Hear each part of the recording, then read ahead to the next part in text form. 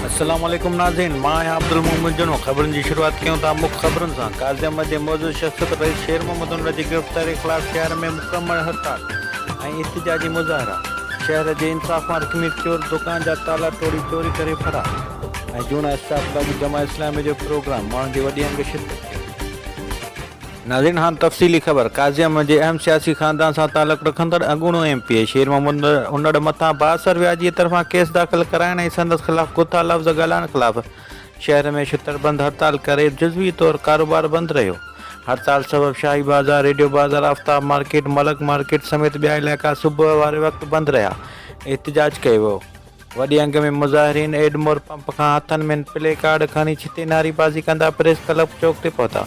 मुतालिबो कयो आहे त बासर व्याज खोरनि ख़िलाफ़ केस दाख़िल करे खेनि गिरफ़्तार कयो वञे। एहतिजाजी रैली में शरीक अब्दुल नबी जमाली, बहार ख़ान मरी, रफ़ीक मनमला, हिदायतुल्लाह चांडियो समेत ॿियनि मीडिया सां ॻाल्हाईंदे इल्ज़ाम हणंदे चयो त नवाब शाह सां तालुक़ रखंदड़ व्याजी जान मोहम्मद मक्सी, जंहिं व्याज जा पैसनि ते वाध लॻाए अॻूणे MP शेर मोहम्मद मथां केस दाख़िल कराया आहिनि, हुननि मुतालिबो कयो त फौरी तौर ते मथसि केस दाख़िल करे गिरफ़्तार कयो वञे।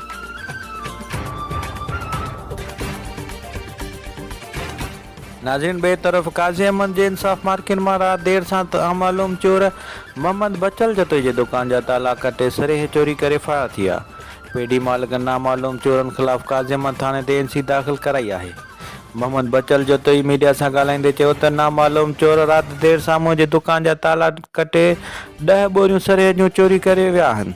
जावादारनि 2 ॾींहं पहिरीं मूंखे नुक़सान रसाइण जी धमकियूं पिणु ॾिनियूं हुयूं, जंहिंजो इतला काज़िम थाणे ते SHO खे ॾिनो हुउमि ऐं अॼु मुंहिंजी दुकान मां चोरी थी वई आहे। हुन SSP शहीद बेनज़ीर आबाद ऐं DSP SHO काज़िम वहीद शेख खे अपील कंदे चयो त मां ग़रीब आहियां, दुकान हलाए बचनि जो गुज़र कंदो आहियां।